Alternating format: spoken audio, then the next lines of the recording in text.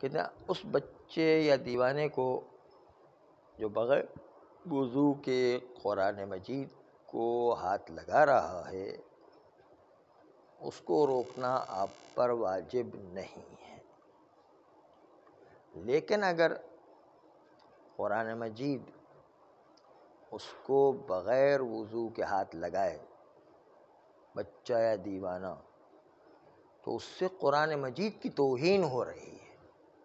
اس طرح ہاتھ لگا رہا ہے کہ جس سے بچے کے ہاتھ لگانے سے قرآن مجید کی توہین ہو رہی ہے، تو پھر روکنا واجب ہوگا قرآن مجید کو توہین سے بچانے کے لیے۔ مثلا بچہ قرآن مجید کو، آپ نے دیکھا ہوگا بچے جو ہے قرآن مجید کو ہاتھ میں لے کے قرآن کے ورق پھاڑنا شروع کر دیتے ہیں، یہاں سے وہاں پھینکنا شروع کر دیتے ہیں، وہ ہاتھ لگا رہے ساتھ ساتھ توہین بھی کر رہا ہے وہ، تو اب اس کو روکنا واجب ہے۔ خالی ایسے ہاتھ لگا رہا ہے تو کوئی بات نہیں، وہ آپ پر واجب نہیں ہے روکنا، لیکن توہین کر رہا ہے تو قرآن مجید کے ورق کو پھاڑ رہا ہے، کبھی ادھر پھینک رہا ہے، کبھی ادھر پھینک رہا ہے، کبھی پیروں میں لا رہا ہے، کبھی کچھ کر رہا ہے، اس طریقے سے جو توہین کر رہا ہے تو چاہے دیوانہ یا بچہ ہو، نہ بھلے نہ سمجھ بچہ ہو، پھر بھی اس کو روکنا واجب ہے کیونکہ قرآن مجید کی توہین ہو رہی ہے اس وقت۔ خالی ہاتھ لگا بغیر وضو کے تو کوئی بات نہیں، توہین نہیں ہو رہی ہے، اور ہماری کوئی ذمہ داری نہیں، خود سے ہاتھ لگا رہا ہے، ہم نے تو کوئی اس کو ہاتھ لگانے کے لیے نہیں کھڑا کیا ہوا ہے۔ تو دو پہلو ہے بچے اور پاگل میں، ایک یہ کہ وہ خود سے ہاتھ لگا رہا ہے بغیر وضو کے تو ہم پر واجب نہیں ہے، اگرچہ کہ واجب نہیں لیکن کوئی اس کو روکتا ہے تو کوئی حرج بھی نہیں ہے، یعنی روکنا منع نہیں ہے، لیکن واجب نہیں ہے اس کو روکنا ہے۔ لیکن بچے اور دیوانے، کبھی دیوانے ایسے ہوتے ہیں کہ جو قرآن مجید کی توہین کر رہے ہوتے ہیں، پاگل تو پاگل ہے، پاگل کا کیا بھروسہ ہوتا ہے۔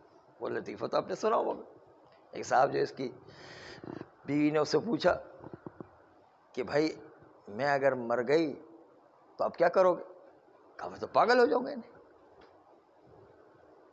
کہا پاگل تو ہو جاؤ گے بات ٹھیک ہے، لیکن بتاؤ کہ دوسری شادی کرو گے نہیں، یہ بتاؤ کہ دوسری شادی کرو گے نہیں؟ کہا پاگل کا کیا بھروسہ، وہ کچھ بھی کر سکتا ہے، پاگل کا کیا بھروسہ ہے، وہ کچھ بھی کر سکتے ہیں۔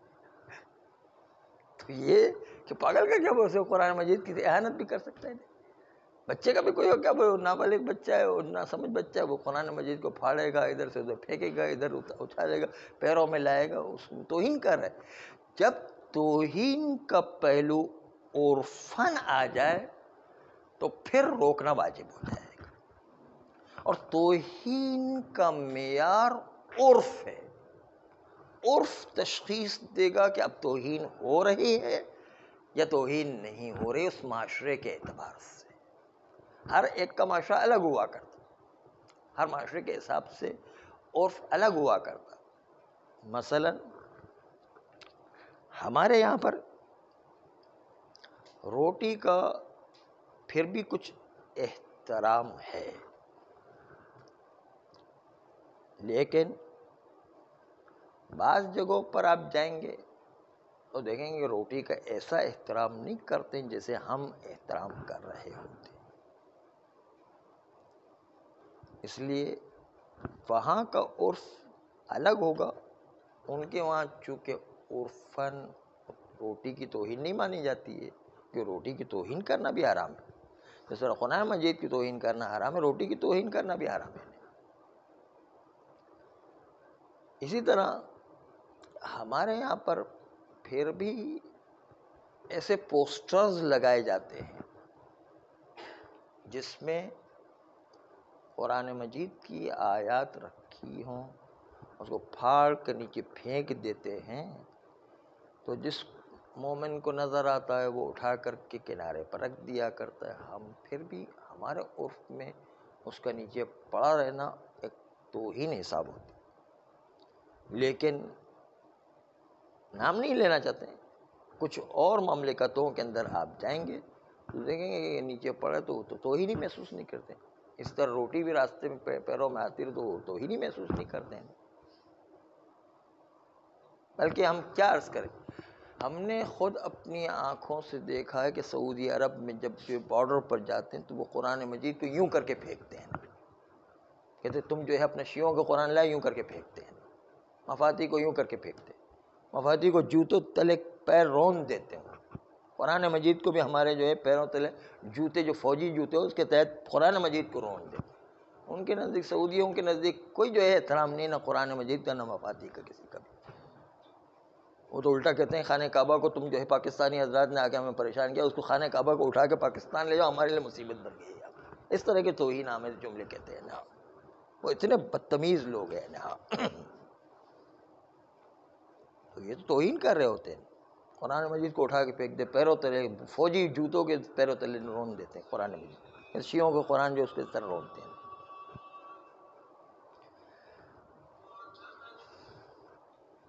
تو بعض جگہ پر احترام ہی نہیں ہے نہیں، اور ان کو چونکہ روزانہ کا کام، ان کو جو ہے اس کو توہین ہی نہیں لگ رہی ہوتی، اس کو اتنے جو بڑی توہین کرنے کے باوجود توہین۔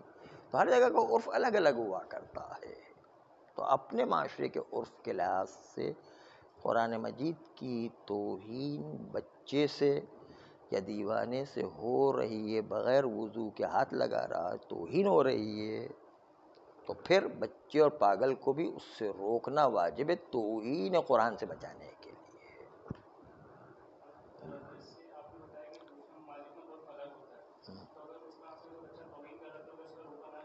ہاں، اس عرف کے اندر اگر توہین نہیں مانی جاتی تو ٹھیک ہے، پھر روکنا واجب نہیں رہتا ہے۔ اس عرف کے نزدیک توہین نہیں ہے تو ٹھیک ہے، کوئی بات نہیں۔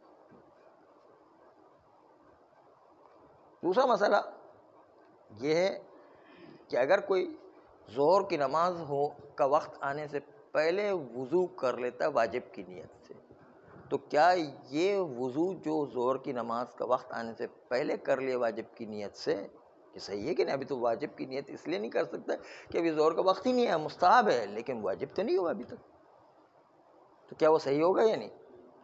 آج کل کے سارے مراجع کہتے صحیح ہے، جبکہ علامہ ہلی کا فتویٰ تھا صحیح نہیں ہے، لیکن آج کل کے سارے مہاراجا کہتے صحیح ہے، کیونکہ قربتاً اللہ کی نیت آ جائے وہ کافی ہے، اس لیے کہ واجب و مستحب کہنا واجب ہی نہیں، ضروری ہی نہیں ہے۔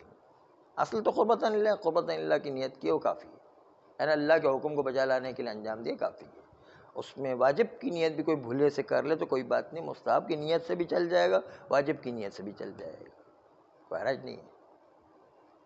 چنانچہ وقت آنے سے پہلے کوئی وضو قربتاً اللہ کی نیت سے کرتا ہے کافی ہے، یا مستحب کی نیت کرے یا غلطی سے واجب کی نیت بھی ہو جائے تو کوئی حرج نہیں ہے، قربتاً اللہ کی نیت اس میں موجود ہے تو کفایت کرتا ہے۔ بلکہ علامہ ہلی کا ایک بہت مشہور واقعہ بھی ہے، وہ بھی سنتے چلے، بڑا اچھا واقعہ ہے۔ ایک دن ایک بوڑھا آدمی 60 سال نمازیں پڑھنے کے بعد 70 سال 80 سال کی عمر میں آیا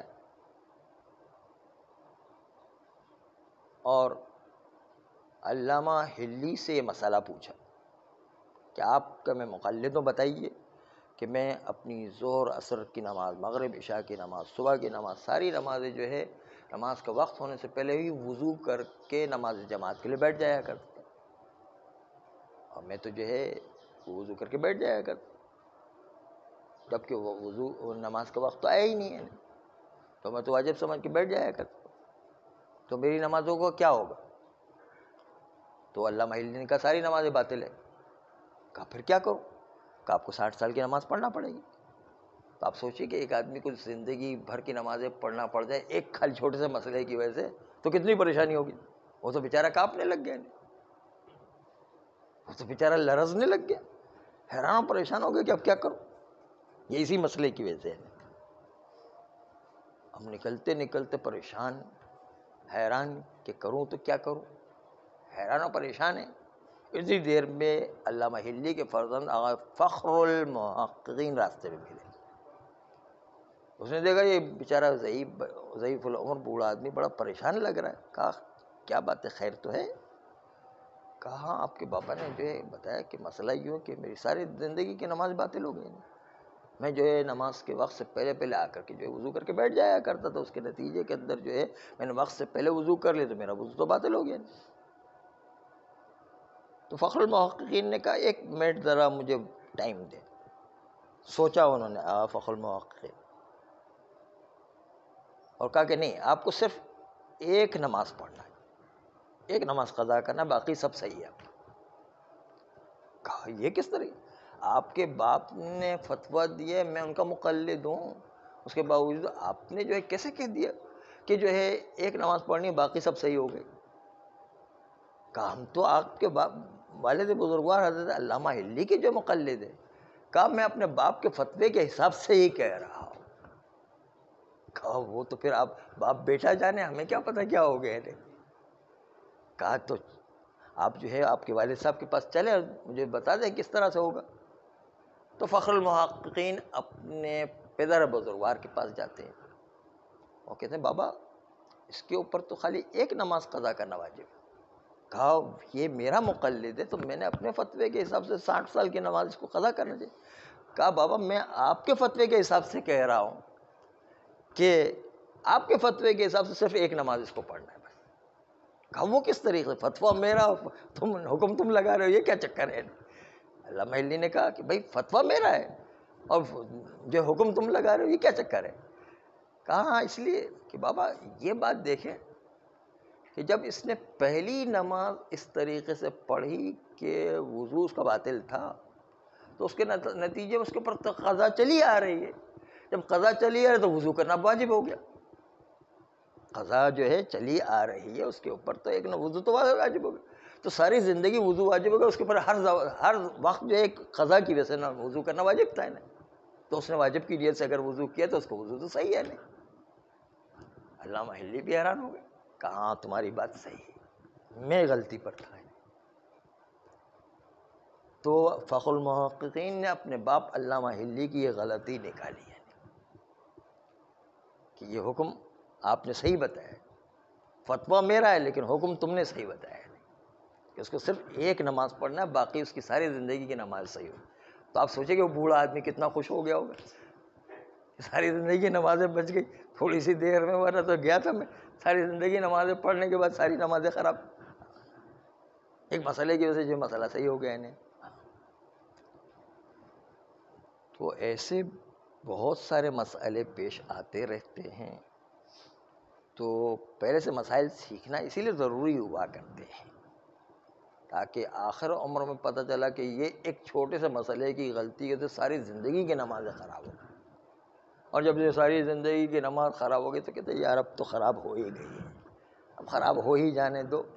آ کر کے بچے قضا کر لیں. بچے جو اپنی فکر کریں گے یا ہماری نمازیں پڑھیں گے؟ اپنی زندگی اپنا کام کر کے جاؤ، بچے کچھ کرنے والے نہیں ہیں. بچے آج کل کے زمانے میں کون سی بات ماننے والے ہیں؟ اپنی فکر نہیں کر پاتے تو وہ باپ کی کیا فکر کریں؟ اس لیے وہ بچوں پر نہیں چھوڑ کر جائے، خود کا کام خود کر کے اس دنیا میں جائے، ورنہ روز قیامت بڑا پچھتاوا ہوگا، بڑی پریشانی ہو جائے گی. تو یہ تھا علامہ ہلی والا مسئلہ. آج کی تقریر میں یہی آ گیا ہے. اور چند جگہ ایسی ہے کہ جہاں پر مستحب ہے کہ انسان نماز کو انجام دے، اگرچہ کہ اس مستحب کو سیستانی کہتے کہ میرے نزدیک ثابت نہیں ہے، لیکن اس مستحب وضو کے ذریعے سے جو میرے نزدیک ابھی تک ثابت نہیں ہوا، لیکن اس سے مستحب کام انجام دیے جا سکتے ہیں. نمبر 1 نماز میت کے لیے مستحب ہے وضو کرنا. نمبر 2 قبرستان میں جانے کے لیے. نمبر 3 ائمہ معصومین کے روضے پر جانے کے لیے. نمبر 4 مسجد میں جانے کے لیے. نمبر 5 قرآن مجید کو جیب میں رکھنے کے لیے. نمبر 6 قرآن مجید کے الفاظ کو ہاتھ لگانے کے لیے. البتہ واجب ہے ہاتھ لگانے کے لیے، تو وہ تو واجب ہے، لیکن مستحب یہ کہ اس قرآن مجید کو لکھنے کے لیے یا قرآن مجید کے حواشی کو ہاتھ لگانے کے لیے یہ مستحب قرار دیا جائے کہ آپ حواشی کو ہاتھ لگانے کے لیے وضو کرنا ضروری نہیں، مستحب ہے. لیکن یہ مستحب جو میرے لیے ثابت نہیں، لیکن مستحب سمجھ کر آپ مستحب نمازیں بھی اس سے پڑھ سکتے ہیں، اگرچہ کہ ثابت نہیں.